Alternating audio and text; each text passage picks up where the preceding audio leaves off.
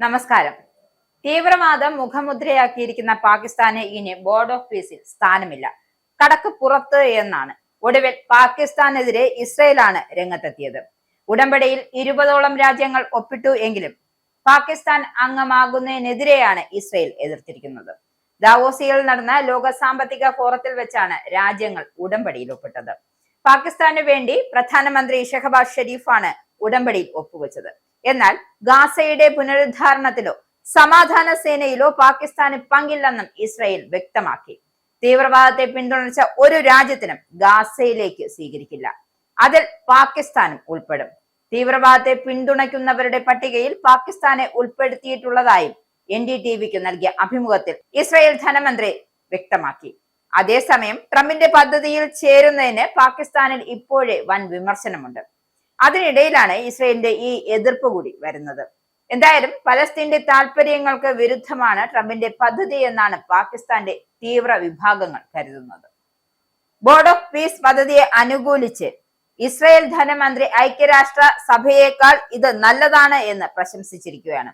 ഖത്തറിനെയും തുർക്കിയെയും അംഗീകരിക്കാത്തതുപോലെ പാകിസ്ഥാനെയും ഞങ്ങൾ അംഗീകരിക്കില്ല.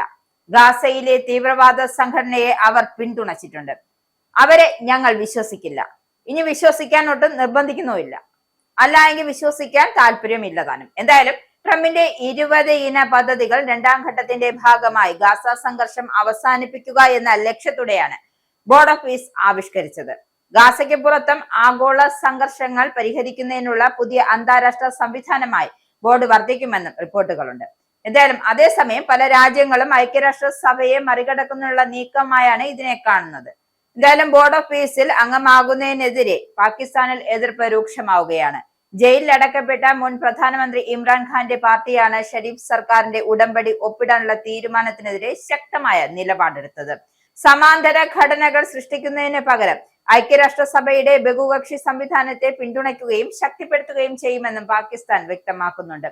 ഇക്കാര്യത്തിൽ ദേശീയ ഹിതപരിശോധന വേണമെന്നും ഇന്ത്യ, ചൈന തുടങ്ങിയ വൻ ശക്തികൾ ഉൾപ്പെടെ ഏകദേശം 60 രാജ്യങ്ങളെ ക്ഷണിച്ചു എങ്കിലും ദാവോസിൽ 22 രാജ്യങ്ങൾ മാത്രമാണ് ഉടമ്പടിയിൽ ഒപ്പുവെച്ചത്.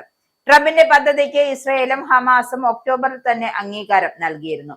Argentina, Albania, Armenia, Azerbaijan, Bahrain, Belarus, Bulgaria, Egypt, Hungary, Indonesia, Jordan, Kazakhstan, Kosovo, Morocco, Mongolia, Pakistan, Qatar, Saudi Arabia, Turkey, UAE, Uzbekistan, Vietnam എന്നിവയാണ് ബോർഡിൽ ചേരുന്ന രാജ്യങ്ങൾ. ബോർഡ് ഓഫ് പീസിൽ ചേരാൻ ട്രംപ് ഇന്ത്യയെ ക്ഷണിച്ചുവെങ്കിലും ഇന്ത്യ ഇതുവരെയും തങ്ങളുടെ നിലപാട് വ്യക്തമാക്കിയിട്ടില്ല.